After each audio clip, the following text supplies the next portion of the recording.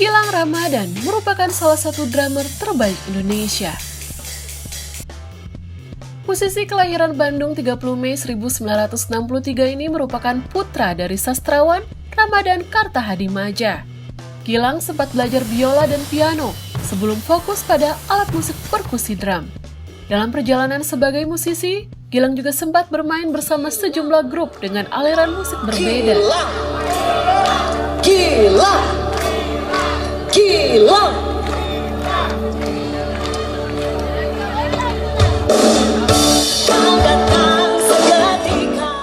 Menurut Gilang, ia selalu ingin menciptakan hal baru untuk menjadikan diri dan karyanya unik. Dan hal itu ia pelajari bukan dari musisi, melainkan dari seniman lukis legendaris yang juga idolanya. Sebelum mengetahui idolanya, jangan lupa subscribe dan share video ini ya guys. Historia.id telah melakukan wawancara eksklusif dengan Gilang Ramadan. Berikut adalah petikan wawancaranya.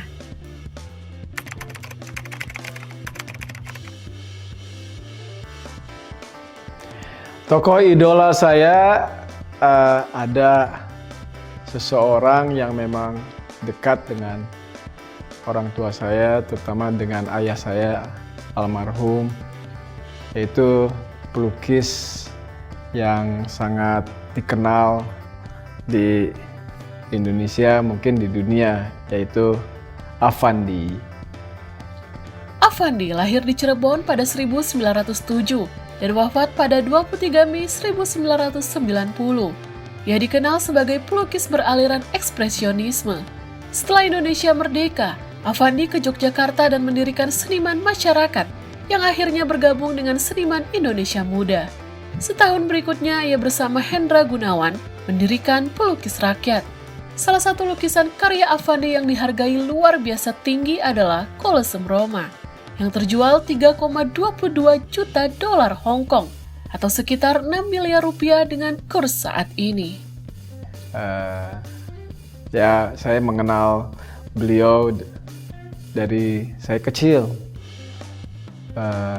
Saya sampai mempunyai filosofi mungkin menjadi seniman harus seperti apa.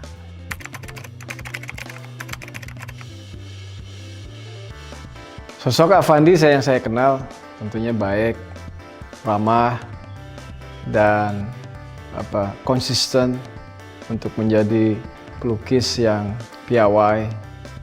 Yang saya tahu adalah menjadi pelukis itu, menjadi seniman, menjadi pelukis itu yang paling sulit hidupnya. Karena banyak sekali kalau dulu mengutarakan lukisan itu akan laku kalau seseorang sudah tidak ada, seorang pelukisnya sudah tidak ada. Nah, saya melihat Om Affandi yang sering bertemu dengan ayah saya, kepribadiannya sangat sederhana sekali. Pelukis yang mungkin diutarakan tidurnya juga di kolong jembatan, yaitu mungkin Om Affandi. Mungkin beliau tidak sekonyong-konyong menikmati lukisannya dia yang harganya ratusan juta atau miliaran gitu. Yang dia nikmati adalah melukisnya dengan khas pakai sarung dan tidak sekonyong-konyong melukis itu untuk materi gitu yang dia inginkan, membeli mobil yang mewah atau enggak. Bukan itu yang dia targetkan. Yang dia targetkan adalah kreasinya mempunyai ciri khas, melukis lain daripada yang lain di dunia. Saya rasa itu adalah seniman yang mempunyai ciri khas tersendiri daripada mungkin seniman-seniman yang lain kan. Jadi saya melihatnya kegigihan hidupnya cukup piawai gitu untuk mencapai ke sebuah titik menjadi pelukis yang handal.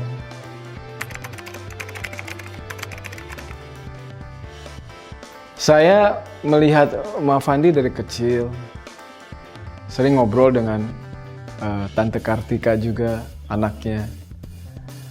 Cuman saya tidak mendapatkan kesempatan untuk banyak bicara gitu, karena saya masih kecil, lebih mendengarkan tutorial atau enggak pembicaraan antara seniman besar, yaitu ayah saya juga, antara Afandi dan Ramadan KH. Ya. Betapa mereka sangat akrab mengutarakan soal target mereka menjadi seniman yang handal. Gitu. Jadi saya lebih mendengarkan dan melihat. Gitu. Mungkin efek dominonya kepada saya mempunyai sesuatu hal yang saya sangat fokus, yaitu main musik, main drum. Yang setiap hari saya mencoba untuk saya mempunyai ciri khas saya, permainan saya lain daripada yang lain gitu. Karena saya tahu kalau jadi seniman itu harus menciptakan sesuatu hal yang lain daripada yang lain. Saya mendapatkan filosofinya dari Om Afandi gitu.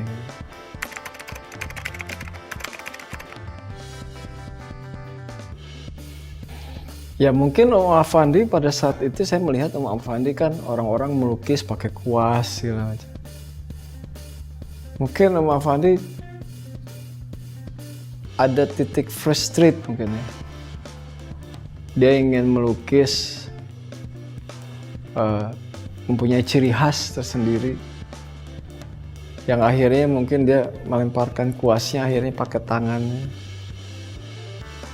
sehingga mungkin penjiwaannya lebih menyentuh ke kanvasnya, lain daripada yang lain melukisnya. Itu sesuatu hal yang fenomena buat saya. Akhirnya saya juga mencoba gitu, dari permainan saya bermain drumnya, memberanikan diri cara main lain daripada yang lain gitu. Saya berpatokan kepada Om Afandi gitu. Dan dia mencapai ke titik yang sangat sukses gitu dari karirnya. Saya mencoba mengcopy dari perilakunya dia, filosofinya dia, mencapai ke titik yang sukses. Jadi sampai sekarang pun saya mencoba itu gitu. Di dunia saya, di dunia musik, dan saya bermain dengan alatnya drum, perkusi.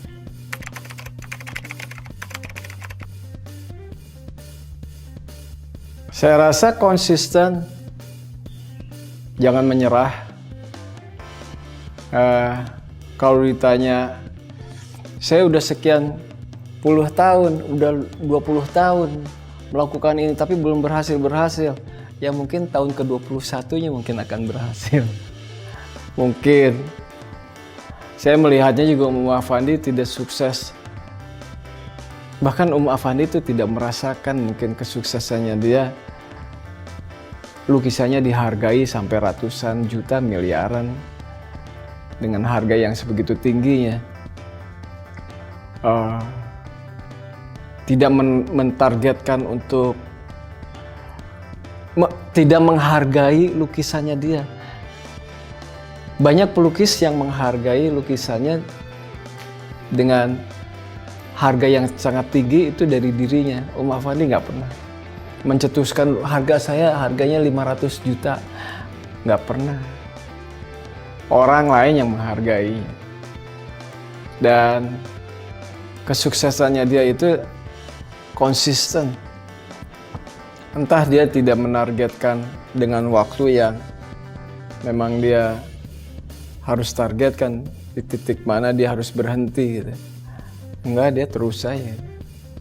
Untuk meraih suksesnya itu tidak dibatasi waktunya.